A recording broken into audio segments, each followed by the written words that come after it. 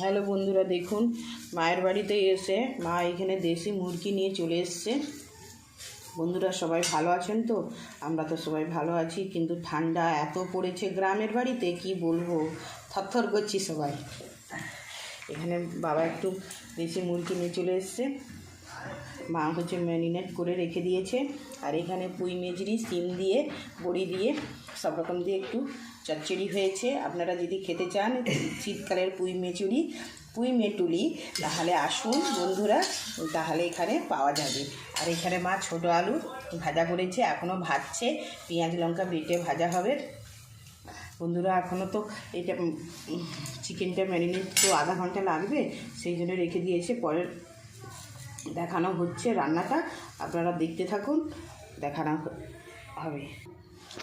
দেখুন বন্ধুরা, মায়ের বাড়িতে এসে মায়ের হাতে বসে বসে মা রান্না করছে আর মেয়ে খাচ্ছে। কে খেতে ভালোবাসেন এইভাবে একটু কমেন্ট করবেন তো। আমি তো এলে তো মায়ের কাছে বসে বসে খাই। মা বলে তুই কত কষ্ট করে আসছিস একদিন।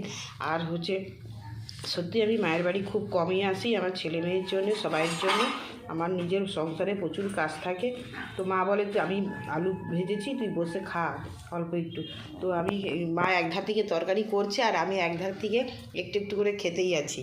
বন্ধুরা আপনারা যদি এইভাবেই মায়ের বাড়ি এসে মায়ের হাতে বসে বসে খান, একটু কমেন্ট করবেন, ঠিক আছে? আমি খাচ্ছি, আমি এখন ভিডিওটা দেখুন। বন্ধুরা আমার মায়ের রান্না হয়ে গেছে, কি সুন্দর দেশি মুরগি, লাল লাল ঝোল ঝোল।